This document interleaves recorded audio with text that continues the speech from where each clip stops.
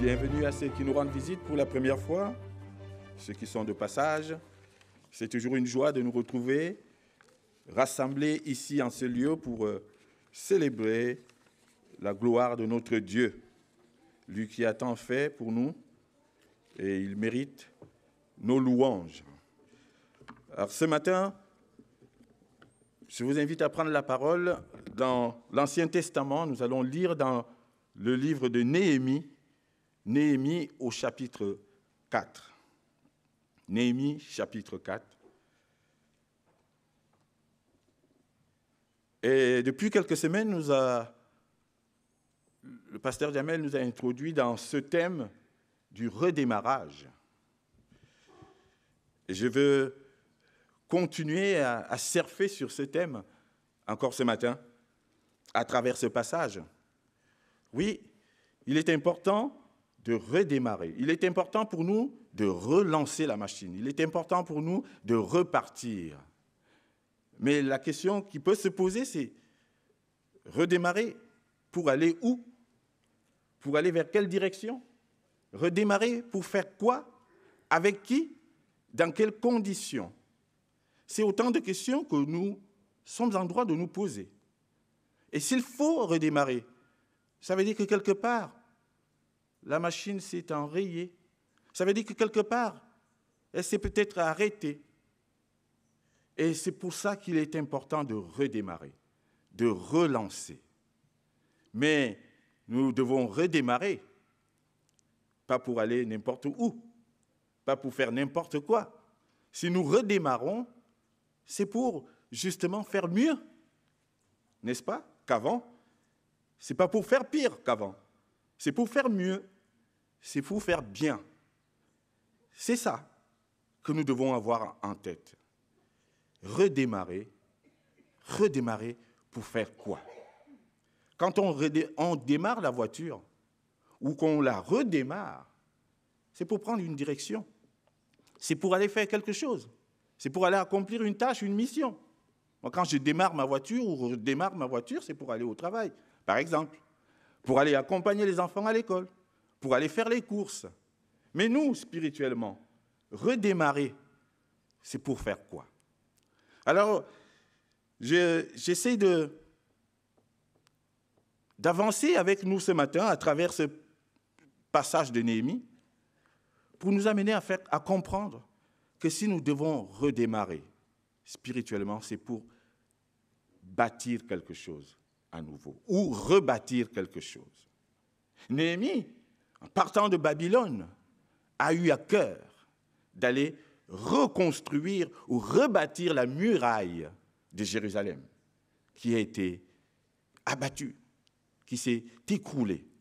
Et son projet, c'était celui-là, reconstruire, rebâtir la muraille, relever cette muraille à nouveau qui protégeait cette ville de Jérusalem. Et ce projet m'a parlé. Et je me suis dit, mais et si nous sommes partis aussi pour rebâtir, reconstruire quelque chose. Et nous avons aussi cette mission de rebâtir, en quelque sorte, notre muraille. La muraille de pierre vivante que nous sommes, qui constitue l'Église. Redémarrer pour bâtir. Et pourquoi nous avons besoin de rebâtir ou de reconstruire cette muraille? C'est parce que quelque part, cette muraille a connu quelques fissures. Cette muraille a eu peut-être quelques brèches. Notre muraille a pu connaître des fissures d'amertume. Notre muraille a peut-être pu connaître des fissures de la jalousie ou des brèches de l'offense. des uns contre les autres. Et il y a eu des fissures, il y a eu quelque chose qui s'est brisé. Peut-être même que quelque part, notre muraille, par endroits, s'est écroulée. Et quelques pierres vivantes de cette muraille sont parties. Voilà pourquoi nous avons besoin de rebâtir.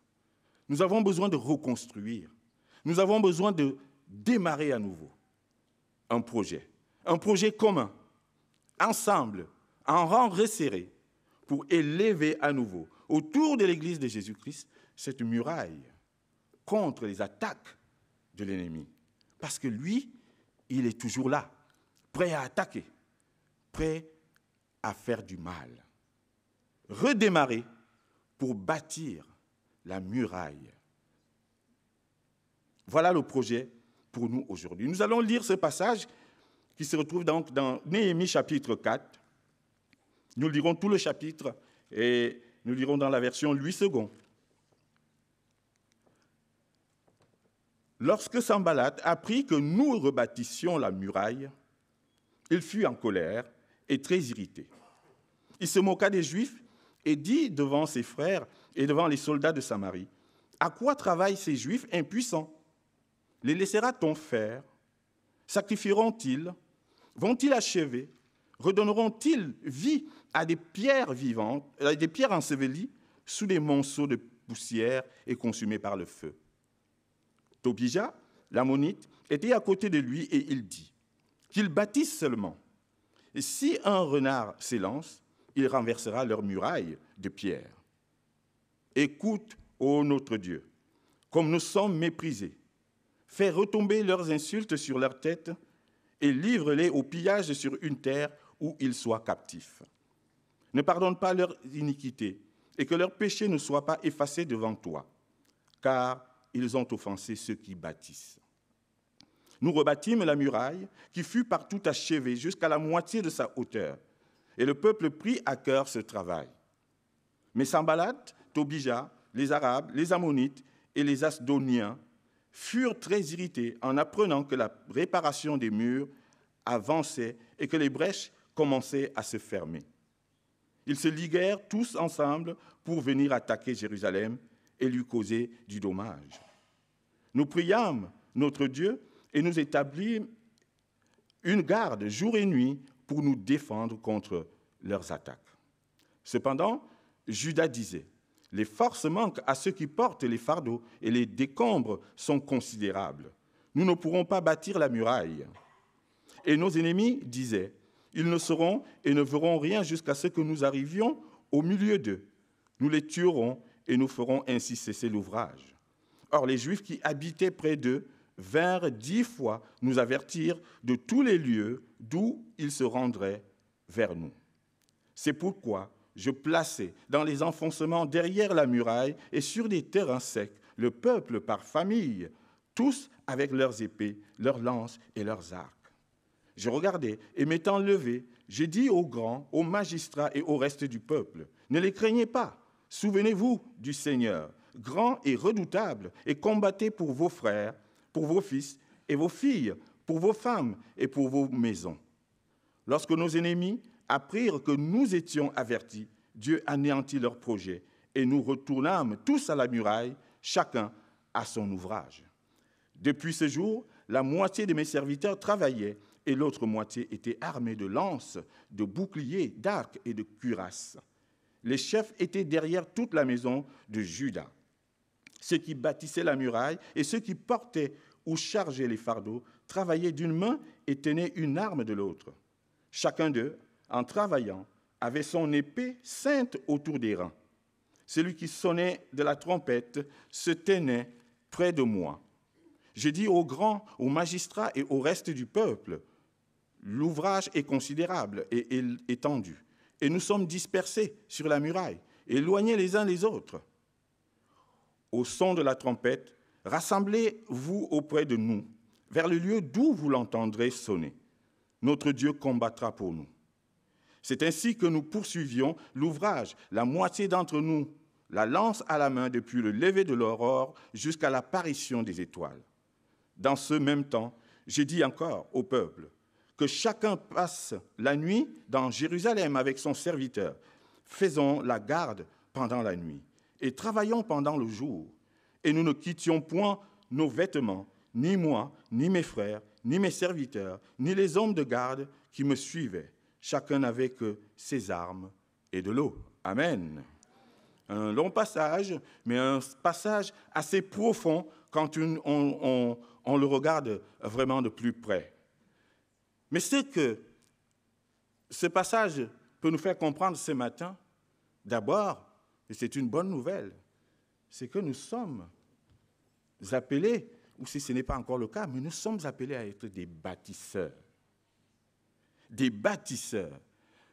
Néhémie part de Babylone pour bâtir, pour rebâtir, pour construire.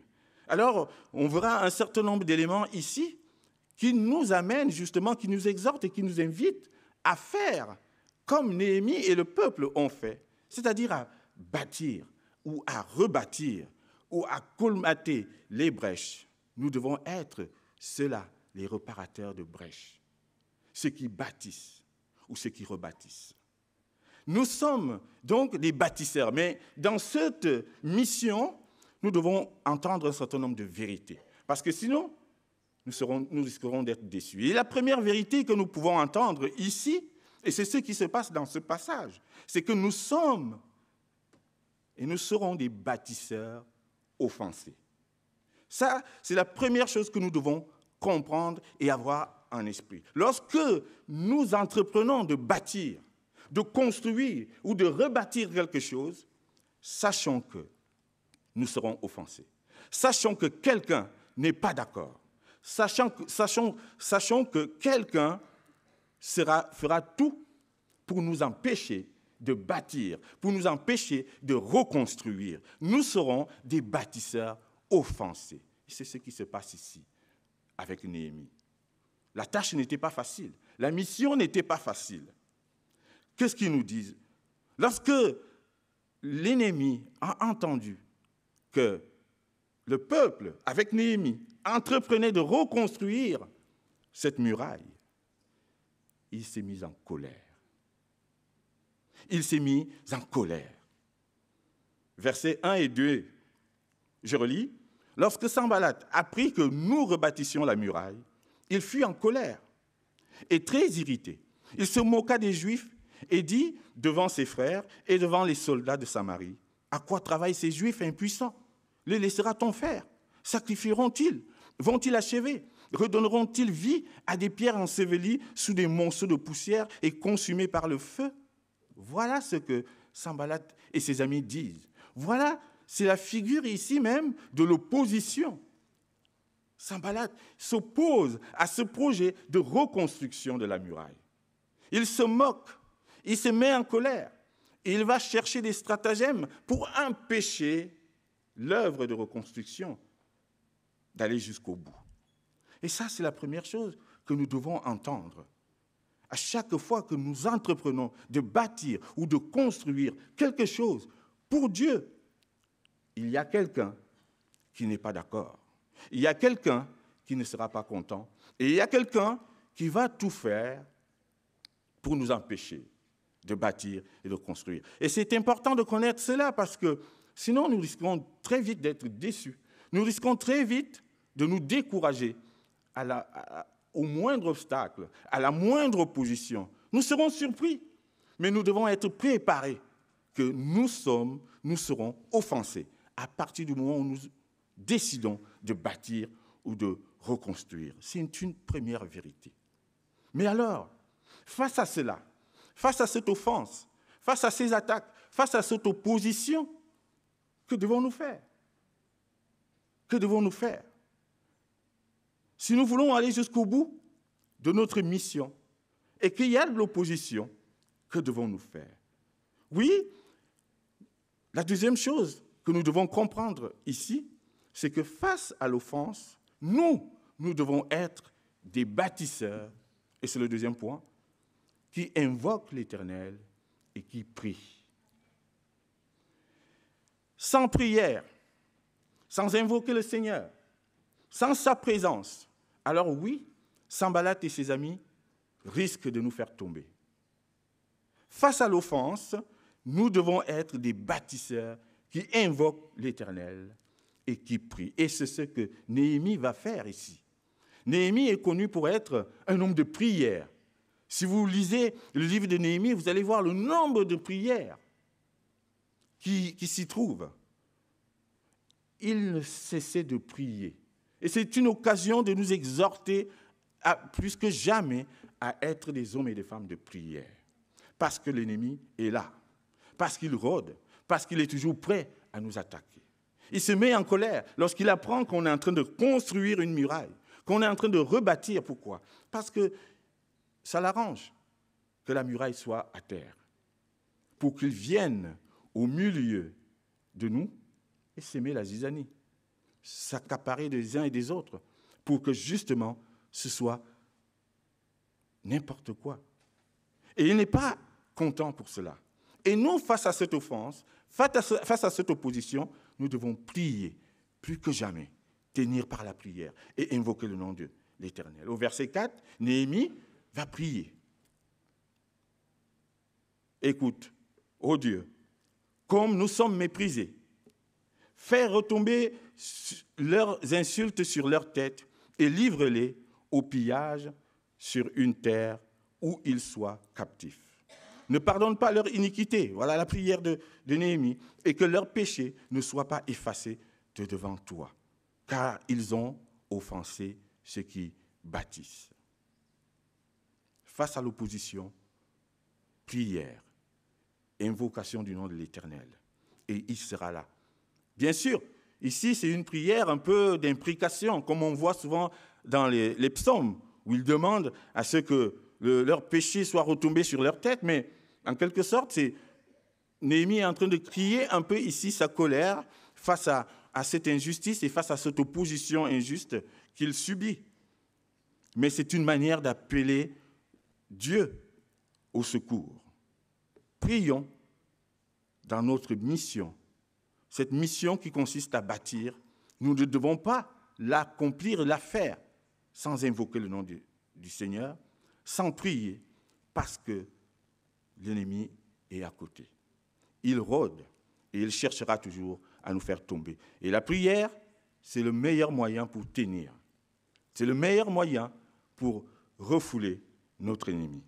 Prenons le temps de prier si nous voulons bâtir quelque chose de solide. Et une fois qu'on a prié, une fois qu'on a invoqué le nom de l'Éternel, une fois qu'on a joint les mains,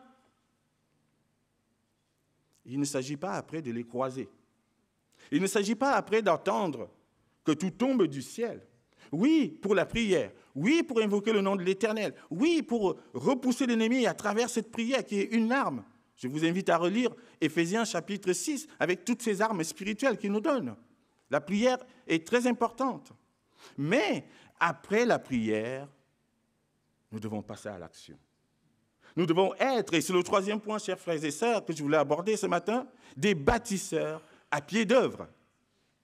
Des bâtisseurs à pied d'œuvre et qui prennent leur travail à cœur. Une fois que Néhémie a fini de prier, tout de suite, au verset 6, il nous dit « Nous rebâtîmes la muraille, qui fut partout achevée jusqu'à la moitié de sa hauteur. Et le peuple prit à cœur ce travail. » On a prié face à l'offense et face à l'opposition de l'ennemi, mais ne croisons pas les bras. Cette prière doit être une source d'énergie, une source dans laquelle on va puiser notre force pour aller à l'action, pour aller à pied d'œuvre, pour aller au pied du mur, pour prendre tous les outils qu'il faut pour bâtir. Au début de cette série, le pasteur Jamel nous a parlé vous vous rappelez, de la pelle. À un moment donné, il y avait une pelle qui était là pour enlever les cailloux sur ce chemin, pour mieux repartir. Oui, après la prière, nous devons prendre notre pelle, nous devons prendre la truelle, nous devons prendre tous les outils qu'il faut pour aller justement bâtir. C'est quelque chose de concret. Ça veut dire s'engager. On a parlé d'engagement. S'engager à faire quelque chose pour l'Église, pour cette muraille que nous voulons construire. S'engager dans un ministère, s'engager à faire ceci ou cela. C'est cela que le Seigneur attend de nous. Le peuple ne s'est pas contenté de prier. Après la prière, ils sont allés au pied du mur. Après la prière, ils ont travaillé. Ils étaient à pied d'œuvre et ils ont pris leur travail à cœur. Que le Seigneur nous aide à prendre notre service, notre ministère, notre travail à cœur. Où que nous soyons, quoi que nous fassions dans l'Église, et les ministères ne sont pas simplement les ministères qu'on voit. Il y a beaucoup de frères et sœurs ici qui sont dans des ministères, dans cette assemblée, qui sont discrets mais efficaces. Mais efficaces. C'est cela, mais qui prennent leur travail et leur ministère, leur service à cœur. Prendre à cœur, ça veut dire servir avec dévouement, avec engagement, avec fidélité, sans relâche. Le peuple a pris le travail à cœur. Que le Seigneur nous aide aussi à prendre notre service pour lui à cœur. À quelque niveau que nous soyons. À quelque niveau que nous soyons. Prendre le travail à cœur. Et c'est ça qui va permettre justement que cet ouvrage, cette œuvre de reconstruction aille jusqu'au bout. Si on prend les choses à la légère, si chacun, à son niveau, fait des choses, comme on dit, prend les choses par-dessus la jambe, on n'y arrivera pas. Ce sera difficile de consolider cette muraille. Il faut que chacun, à son niveau, service de ménage, l'accueil, les enfants, tous les services, tous les ministères qui se trouvent dans l'Église, que chacun, là où il se trouve, prenne son service à cœur. C'est une question de responsabilité individuelle. Le pasteur n'a pas besoin de revenir dire des choses. Chacun, à son niveau, doit prendre le travail à cœur. Et c'est ce que le peuple a fait. Moi, j'aime bien cette parole. Et le peuple prit à cœur ce travail. Prenons à cœur notre service, notre travail. Et en faisant ainsi, nous serons sûrs que oui, notre muraille sera solide et solidifiée. Des bâtisseurs à pied d'œuvre et qui prennent leur travail à cœur. Et le quatrième point que je voulais aborder avec vous, c'est que, après tout cela, même au moment où nous sommes déjà en service et que nous prenons notre travail à cœur, n'oublions jamais qu'il y a toujours quelqu'un, qu'il y a toujours l'ennemi qui rôde, qui regarde et qui va toujours essayer de venir nous décourager, qui viendra toujours essayer de nous faire tomber, qui viendra toujours essayer de nous décourager. Même quand on est à fond, même quand qu'on prend notre travail à cœur, il sera là pour dire « ce que tu fais, c'est n'importe quoi, tu ne vaux rien, ça ne veut rien dire ». Voilà les paroles et les pensées qui viennent souvent à l'idée, ou même que parfois certains viennent nous dire, pour décourager.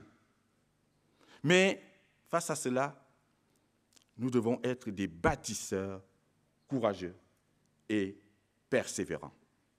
Des bâtisseurs courageux et persévérants. Si nous voulons aller jusqu'au bout, si nous voulons que la muraille soit partout achevée, nous devons être courageux. Nous devons nous armer de courage et de persévérance parce que l'ennemi, lui, il va revenir à la charge. Lui, il va insister. Lui, il reviendra toujours pour nous titiller et pour nous faire tomber. Et face à cela, les enfants de Dieu que nous sommes, nous devons montrer le courage et la persévérance.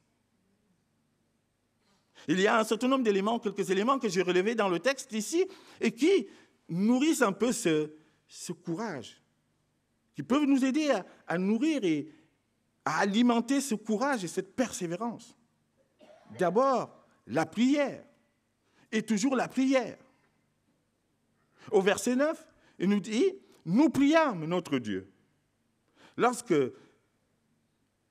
l'adversaire a entendu que la muraille était en train de se relever un peu partout et que les travaux avançaient très bien, qu'est-ce qu'ils ont fait?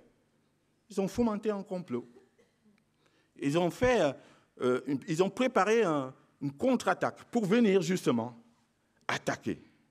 Mais Néhémie dit au verset 9, « Nous priâmes notre Dieu et nous établîmes une garde jour et nuit pour nous défendre contre les attaques. » Voilà ce qu'il faut faire. Lorsque, dans notre service, lorsque nous sommes à fond et à cœur, nous prenons notre travail à cœur, et qu'il y a des attaques, et qu'il y a des gens qui viennent décourager, nous devons prier encore et encore, toujours, pour résister face à cela et établir une garde. C'est ce que Néhémie a fait.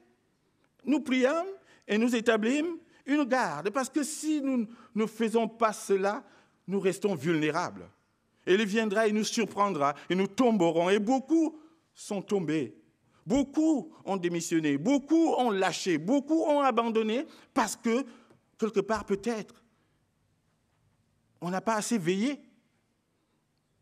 On n'a pas assez veillé. Donc, nous avons besoin de prier. C'est la prière, c'est d'abord cet élément qui va nous permettre de nourrir notre persévérance et notre courage. Et plus nous prions, plus Dieu va nous révéler les plans de l'adversaire. Et c'est ce qui se passe, et c'est le deuxième point ici, dans ces éléments qui nous encouragent à être persévérants, c'est qu'ils ont prié, au verset 12, on se rend compte que Dieu a envoyé des gens pour dire au peuple ce qui allait se passer, pour révéler le plan de l'ennemi. Verset 12, « Or les Juifs qui habitaient près d'eux vinrent 10 fois nous avertir de tous les lieux d'où ils se rendaient vers nous. » Le plan de l'ennemi est à nu parce que, justement, le peuple est resté dans la prière, dans cette relation avec Dieu. Dieu leur a révélé le plan de l'ennemi. Et en révélant le plan de l'ennemi, il leur donne la possibilité maintenant de bien s'organiser et de faire, justement, un plan de défense face à cette attaque, face à ces projets de l'ennemi. Et c'est ce qui se passe au verset 13. Et ça, c'est le troisième élément qui doit nourrir notre courage et notre persévérance. C'est que Dieu nous révèle le plan de l'ennemi et cela nous permet, nous, de préparer un plan de défense. Un plan de défense. Verset 13. C'est pourquoi, une fois que le plan de l'ennemi a été révélé, réaction de Néhémie et du peuple, c'est pourquoi je plaçais dans les enfoncements, derrière la muraille, sur des terrains secs, le peuple par famille. Soulignez bien, par famille. Tous avec leurs épées, leurs lances et leurs arcs. Voilà le plan de défense que Néhémie met en place, parce que Dieu lui a révélé les projets de l'ennemi. Il dit, voilà, ils veulent t'attaquer. Mais comment tu fais face à cela? Je veux faire un plan de défense. Et ce plan, ça consistera à placer tout au long de la muraille, tout autour de la muraille, le peuple par famille. Et ces familles sont comment? Ces familles sont armées. Armées. Ça, c'est le plan de défense. C'est autour des familles, chers frères et sœurs, pour que notre muraille tienne, pour que ce projet de reconstruction de la muraille tienne. Nous avons besoin d'avoir des familles fortes, des familles armées. Il ne s'agit pas de prendre l'arc, la lance ou un fusil pour aller, je ne sais, lutter contre je ne sais pas qui. Ce n'est pas des combats de sang ni de chair. Non, nous avons besoin d'avoir des familles armées spirituellement pour que notre projet commun réussisse. Des familles fortes feront une église forte. Et comment ces familles seront armées? C'est par l'assiduité à l'église, et c'est ce qu'on a dit. Venir déjà le dimanche pour entendre l'enseignement, c'est déjà bien. Et c'est comme ça que les familles seront nourries. Venir le mardi soir à l'étude biblique pour être nourries par la parole. Comment voulez-vous qu'une famille soit nourrie si elle est absente, si elle ne vient pas aux assemblées? Comment voulez-vous qu'une famille soit armée spirituellement si elle ne participe pas aux activités de l'Église, si elle ne vient pas au culte? Nous devons vraiment veiller à ce que nos familles, chaque famille, soit spirituellement armée pour tenir ferme et rester autour de la muraille. Voilà le plan de défense. Nous voulons construire, nous voulons bâtir, nous voulons que ce soit solide. Il faut que nous-mêmes, nous soyons spirituellement solides. Il faut que nous, famille par famille, nous soyons solides. Et ça passe par un certain nombre de choses. Les groupes de vie, on en a parlé, c'est aussi un moyen, les uns et les autres, de s'inviter, de se connaître et d'échanger autour de la parole. Tout cela va contribuer à nourrir et à armer les familles. Et c'est ainsi que nous aurons une Église forte. Parce que l'ennemi, vous savez ce qu'il fait? Il vient attaquer dans les familles pour affaiblir l'Église de Jésus-Christ. Et nous devons y veiller. Nous devons y veiller. C'est par la prière, par la communion fraternelle. Pas chacun dans son coin. Pas seul dans son coin. Parce que ça l'arrange que nous soyons chacun isolés. Et nous sommes plus vulnérables quand chacun fait de son côté. C'est ensemble que nous devons grandir. Les familles armées autour de la muraille. Des bâtisseurs courageux, des bâtisseurs persévérants. Et encore un dernier élément qui doit nourrir et alimenter notre courage et notre persévérance ici, c'est le souvenir de la toute-puissance de Dieu. Si nous nous rappelons que Dieu est tout-puissant et qu'il a déjà fait des choses dans notre vie et qu'il a fait des prodiges, et c'est ce qu'il a fait avec son peuple, alors ce souvenir de la toute-puissance de Dieu effacera notre peur. De quoi avons-nous peur? Nous croyons à un Dieu tout-puissant. Nous croyons à un Dieu qui a ouvert la mer. Nous croyons à un Dieu qui a déplacé les montagnes. Nous croyons à un Dieu qui a pu nourrir son peuple avec une manne. De quoi avons-nous peur? Et c'est ce que Néhémie incite le peuple à faire ici. Il est dit au verset 14. Je regardais. Et m'étant levé, j'ai dit aux grands et aux magistrats et au reste du peuple, ne les craignez pas. Ne les craignez pas. Souvenez-vous du Seigneur, grand et redoutable, et combattez pour vos frères, pour vos fils et vos filles, pour vos femmes et pour vos maisons. Pour être courageux, pour s'armer de ce courage et de cette persévérance, nous avons besoin de nous rappeler, et souvent nous l'oublions, que Dieu est tout puissant et qu'il est capable de tout. Et rien que savoir cela, moi, ça me fortifie, ça me donne courage et ça me donne envie d'aller jusqu'au bout parce que je sais, ce n'est pas moi qui vais combattre, ce n'est pas moi qui vais combattre, ce n'est pas moi. Je suis trop faible. C'est lui qui combat pour moi. Et ça, nous avons besoin de le savoir.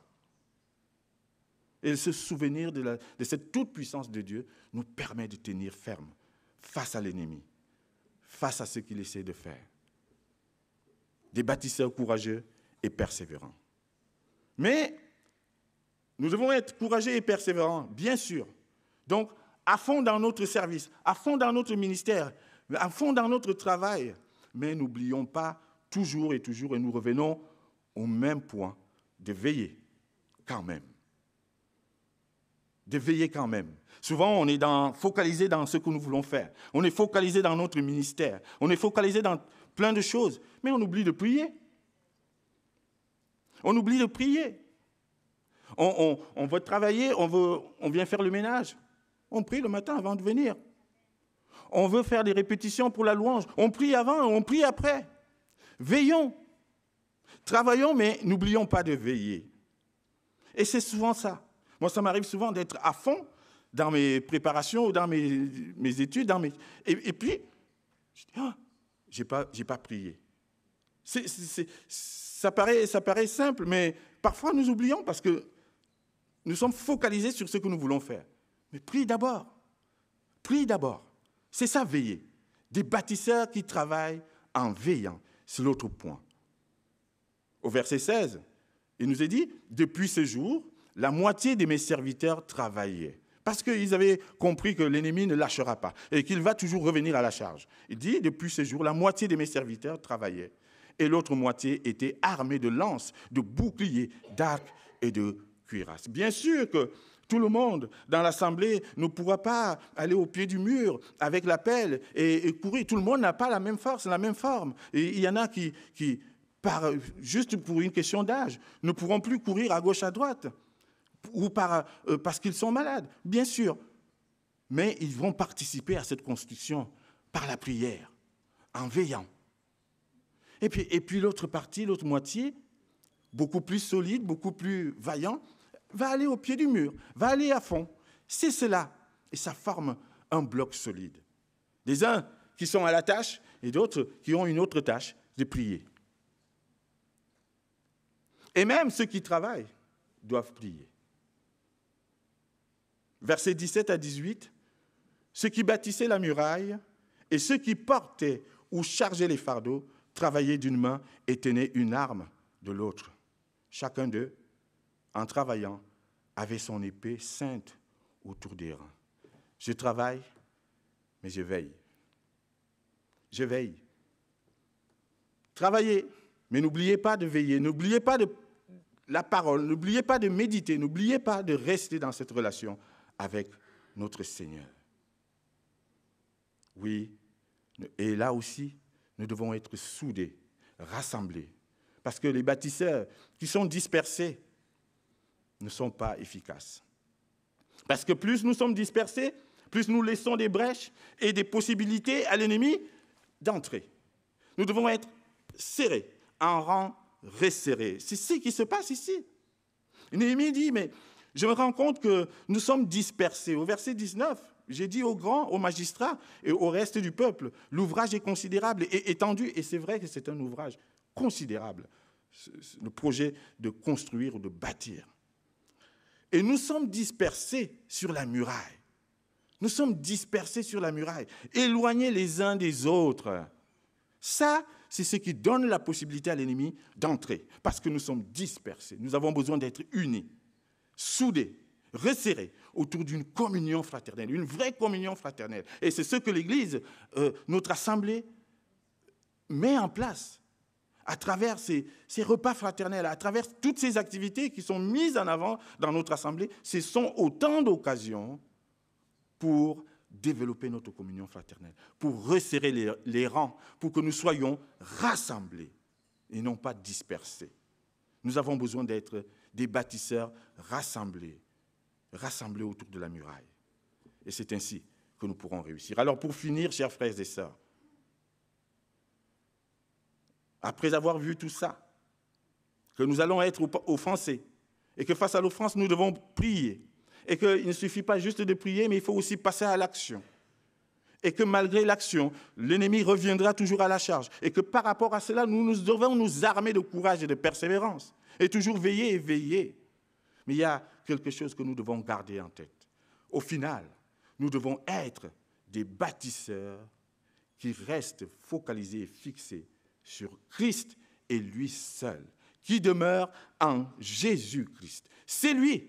Et la meilleure manière de rester en Jésus, c'est de garder nos armes, c'est de garder nos vêtements, c'est de garder de l'eau. Si vous remarquez bien, au verset 23, c'est les 3 éléments que Néhémie va retenir. Ici, vêtements.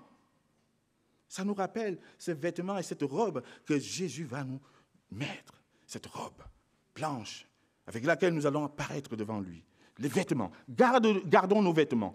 Vous n'imaginez pas un maçon ou un bâtisseur sans son bleu de travail. Bien sûr. Nous devons être en vêtements. Et nous devons essayer de faire en sorte que malgré le ciment, malgré la terre, malgré tout ce que... On doit essayer de le garder propre. Mais c'est Jésus-Christ lui-même qui va nous aider à le garder propre. Gardez nos vêtements. Il dit, nous avons gardé nos armes. Ils ont gardé les armes. Ils ont gardé les lances, les arcs et tout ça. Ça veut dire quoi? Ils ont gardé la prière. Ils ont gardé toutes ces armes spirituelles dont l'apôtre Paul nous parle dans Éphésiens. Et puis, au final, et moi ça m'a marqué, ils gardent l'eau. Bien sûr que ces bâtisseurs, dans ce Moyen-Orient ancien, plein de chaleur, sous la chaleur ardente de cette Palestine, avaient besoin d'eau pour boire, pour tenir. Ils ont gardé leur gourde, ils ont gardé l'eau. Mais l'eau, c'est qui? L'eau, c'est Jésus. C'est lui, la source d'eau vive. La source d'eau vive qui permet de tenir, c'est Jésus. En fait, si nous voulons être des bâtisseurs qui reconstruisent cette muraille, et si nous voulons réussir dans notre mission de reconstruction de reconstruction de cette muraille, nous devons nous appuyer sur le fondement solide qui est Jésus-Christ. C'est lui le roc. Et c'est symbolisé ici par ces 3 éléments. Les vêtements, ils ont gardé. Les armes spirituelles et l'eau. Je relis juste pour finir le verset 23. Et nous ne quittions point nos vêtements, ni moi, ni mes frères, ni mes serviteurs, ni les hommes de garde qui me suivaient. Chacun n'avait que ses armes et de l'eau. Ils n'ont pas quitté leurs vêtements.